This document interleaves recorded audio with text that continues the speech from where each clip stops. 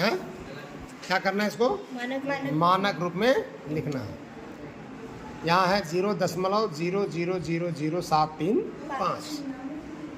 इसको मानक रूप में हमको लिखना है। तो मानक रूप में लिखने का सबसे पहला उपाय यह है कि इसको हम लोग दशमलव को हटाएं। क्या करें? दशमलव ऐसे हम पहले लिख लेते हैं। 0 दशमलव कितना जीरो है?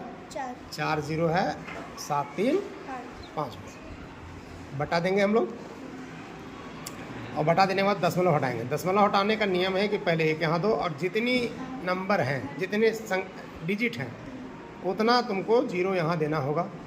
1 2 3 4 5 6 7 यहाँ हम लोग जीरो देंगे। 1 2 3 4 5 6 7। क्लियर है? अब इधर का जीरो का तो महत्व खत्म हो गया।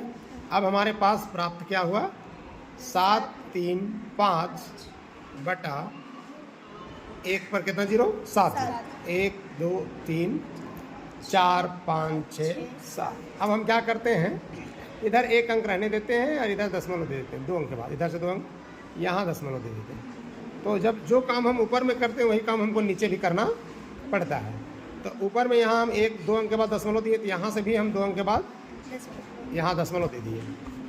और दशमलव दिए तब क्या हुआ? ये दोनों का महत्व खत्म हो गया।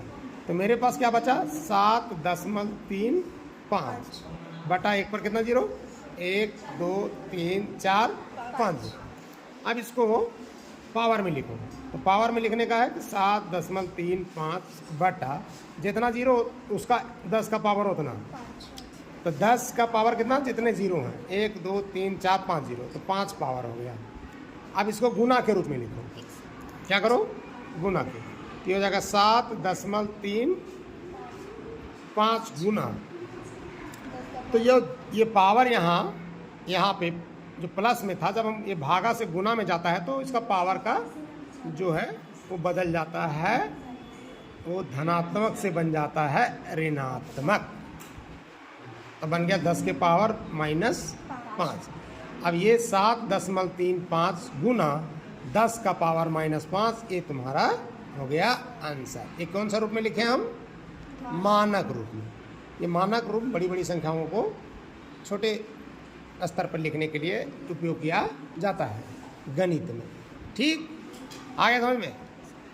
तो फिर से एक बार क्या क्या किया हम लोग? पहले क्या किए कि हम लोग दशमलव हटाए।